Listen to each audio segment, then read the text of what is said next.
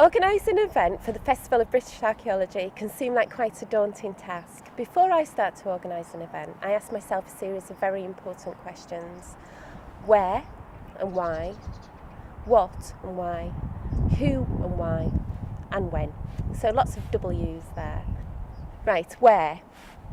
Well, you need to identify where you're going to have your event, obviously. Is this site specific? Can you tell a story? Is there lots of accessibility? Is it a well-known site? Are there things that you can put into place to make it more accessible for a wider audience? For instance, a shuttle bus if it's out of the way. So when you've established where you're going to hold your event, you need to start risk assessing. Risk assessing is so important right at the very beginning, so nothing pops out of the woodwork later on. So you've thought about where you're going to have the event. Now you need to think about what you're going to do whilst you're there.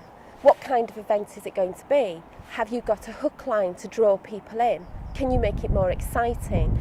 Can you tell people a story but make it more inclusive for everybody else? So for instance, you've got a target audience that might already be interested in archaeology, but how can you do things to draw in extra people, the people that just want to come along for a day, so that you can tell your story to a wider audience? You also need to think about things like how you're going to fund your event.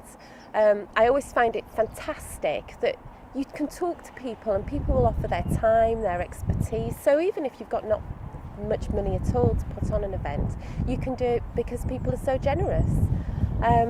When you're thinking about what to do as well, it's very good to go out into the community and speak to people that live in the surrounding area to find out what they want to see happen there. People will come up with some fantastic ideas. So what's your event going to be about? What story are you going to tell? How can you tell it in a diverse way to attract a larger audience base? If the story covers lots of different periods or is about techniques, then how can you aim to get across the information in a fun and exciting way without it becoming too vague? For example, if you need to get a living history group in, can they tell your story in a very accurate way but make it fun with lots of audience participation? Or if you want to give a talk or a tour, is there elements that you can add to that to draw in a wider audience? For instance, bring a finds handling collection with you, or have some living history costumes that people can dress up in, the children can dress up in, or have some sort of activities that mix in with your tour, that you can have a stopping place where somebody's giving a demonstration or you can actually participate in an activity. That brings me on to discussing who. Who is your target audience? Is there anything that you can put in place to expand that audience, to make it more inclusive? One of the aims of the Festival of British Archaeology is to make archaeology and heritage accessible to all, so everybody can enjoy it and everybody can learn something about their own past.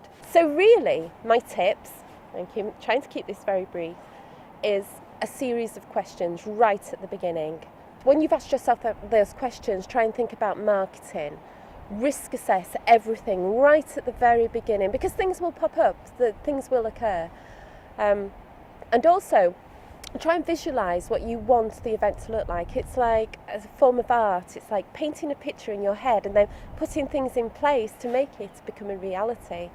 Always evaluate at the end of the event as well, because there's always things you can do better.